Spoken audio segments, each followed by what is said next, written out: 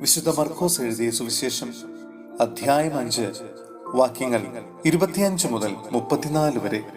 രക്തസ്രാവക്കാരി ജായിറോസിന്റെ മകൾ. 12 വർഷമായി രക്തസ്രാവമുള്ള ഒരു സ്ത്രീ ഉണ്ടായിരുന്നു. പല വൈദ്യന്മാരുടെ അടുത്ത് പോയി വളരെ കഷ്ടപ്പെടുകയും കൈവശമുള്ളതെല്ലാം ചെലവഴിക്കുകയും ചെയ്തിട്ടും അവളുടെ സ്ഥിതി മെച്ചപ്പെടുകയല്ല, കൂടുതൽ മോശമാവുകയാണ് ചെയ്തത്.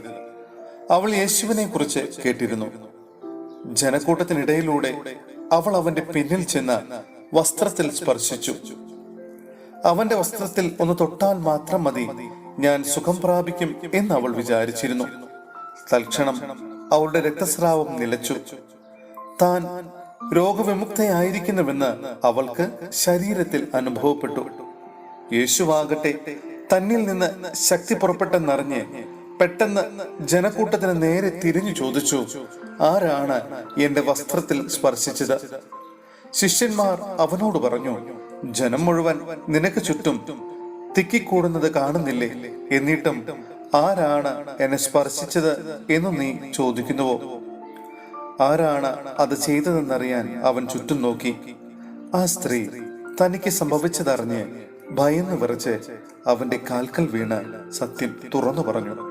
അവൻ അവളോട് പറഞ്ഞു, മകളെ, നിന്റെ വിശ്വാസം നിന്നെ രക്ഷിച്ചിരിക്കുന്നു. സമാധാനത്തോടെ പോവുക, വ്യാധിയിൽ നിന്ന് വിമുക്തയായിരിക്കുക. സഹോദരരെ, വിശുദ്ധ പൗലോസ്ലീഹ കൊരിന്ത്യോസിലെ സഭയ്ക്ക് എഴുതിയ 2-ാം ലേഖനം അധ്യായം 1 വാക്യങ്ങൾ 3 മുതൽ 7 വരെ. സഹനത്തിലൂടെ സമാശ്വാസം.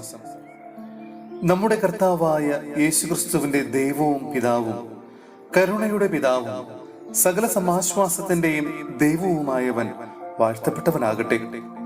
ദൈവം ഞങ്ങൾക്ക് നൽകുന്ന സ്വാന്തനത്താൽ ഓരോ തരത്തിലുള്ള വ്യതകൾ അനുഭവിക്കുന്നവരെ ആശ്വസിപ്പിക്കാൻ ഞങ്ങൾ ശക്തരാകേണ്ടതിനും ഞങ്ങൾ ദൈവത്തിൽ നിന്ന് അനുഭവിക്കുന്ന അതേ ആശ്വാസം തന്നെ അവരും അനുഭവിക്കേണ്ടതിനും അവിടുന്ന് ഞങ്ങളെ എല്ലാ ക്ലേശങ്ങളിലും സമാശ്വസിപ്പിക്കുന്നു. ക്രിസ്തുവിന്റെ സഹനങ്ങളിൽ ഞങ്ങൾ സമൃദ്ധമായി പങ്കുചേരുന്നത് പോലെ ക്രിസ്തുവിലൂടെ സമാശ്വാസത്തിലും ഞങ്ങൾ സമൃദ്ധമായി പങ്കുചേരുന്നു. ഞങ്ങൾ ക്ലേശമനുഭവിക്കുന്നെങ്കിൽ അത് നിങ്ങളുടെ സമാശ്വാസത്തിനും രക്ഷയ്ക്കും വേണ്ടിയാണ്. ഞങ്ങൾക്ക് ആശ്വാസം ലഭിക്കുന്നെങ്കിൽ അത് നിങ്ങളുടെ ആശ്വാസത്തിന് വേണ്ടിയാണ്.